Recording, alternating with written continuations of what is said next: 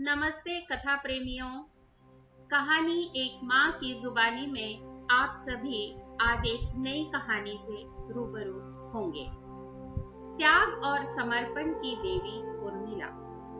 श्री रामायण को आज तक हमने, आपने और इस समाज ने श्री राम के दृष्टिकोण से देखा।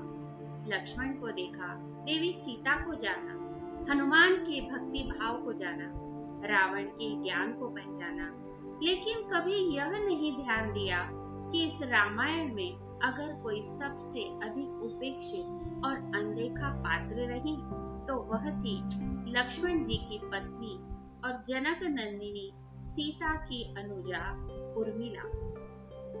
जब वनवास निश्चित हुआ तब सभी अपने अपने कर्तव्य पथ पर चलने को आतुर हुए।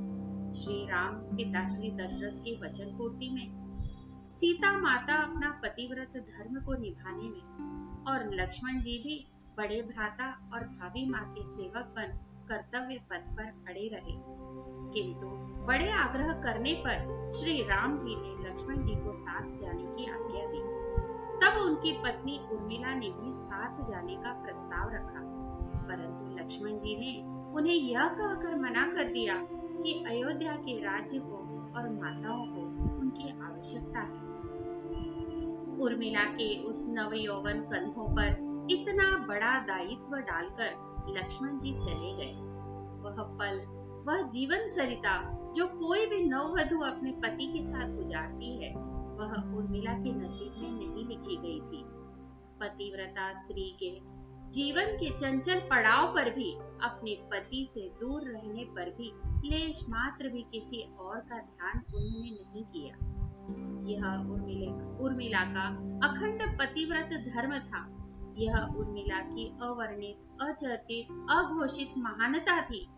उर्मिला के महान चरित्र, अखंड पतिव्रत स्नेह और त्याग की चर्चा रामायण में अपेक्षित ही थी, पर वह हो न सकी।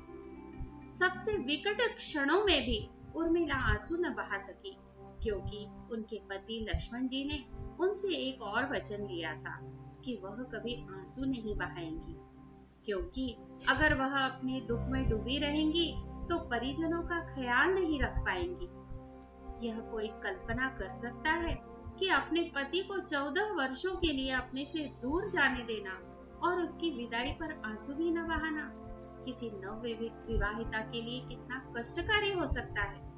कितना हृदय विदारक पल था जब वह परम पूजनीय महाराज दशरथ स्वर्ग सिधार गए, पर वचन के सम्मान रखने के लिए उर्मिला ने अपनी आंखों से एक आंसू तक नहीं टपकाया।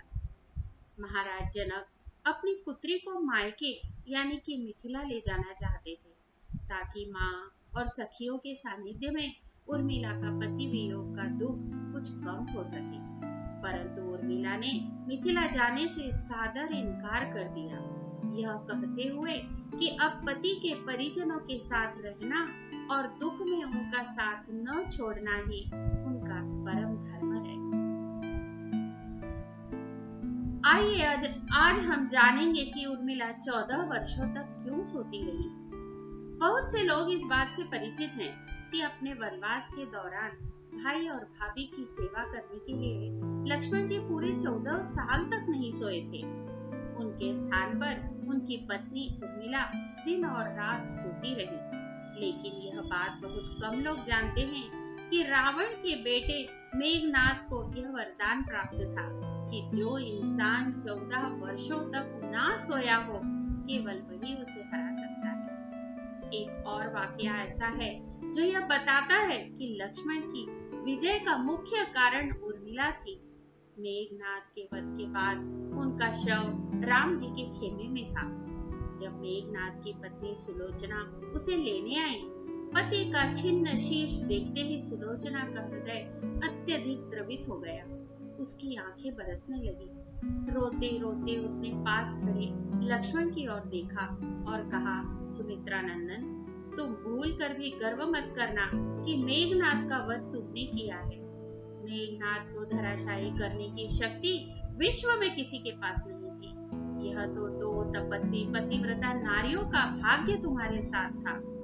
इसीलिए लक्ष्मण मेघनाद को मोक्ष दिलाने में कामयाब हुए थे।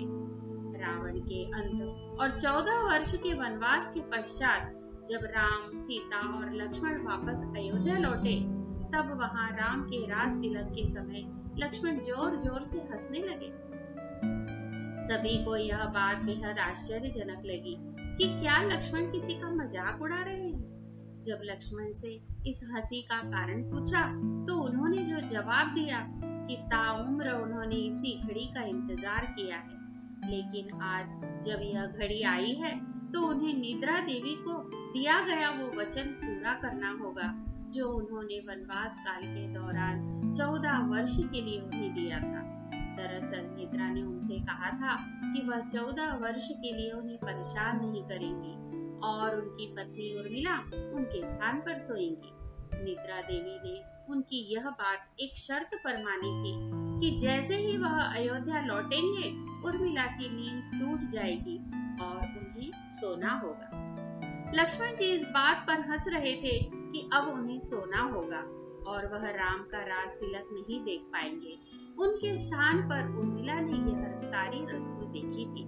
अब आप सोच रहे होंगे कि निद्रा देवी के प्रभाव में आकर अगर उर्मिला 14 साल तक सोती रही तो सास और अन्य परिजनों की सेवा करने का लक्ष्मण को जो वादा किया था उन्होंने, वो कैसे पूरा किया?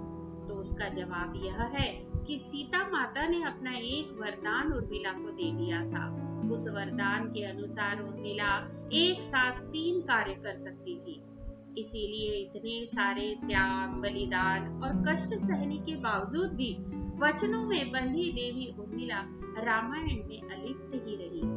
उर्मिला ने जो सहा, शायद ही आज की कोई स्त्री ऐसा कर पाएगी। इसीलिए वर्तमान की दृष्टि से देखें तो उर्मिला रामायण की सबसे अतुलनीय पवित्र पत्नी के साथ साथ त्याग, बलिदान और समर्पण की देवी हैं।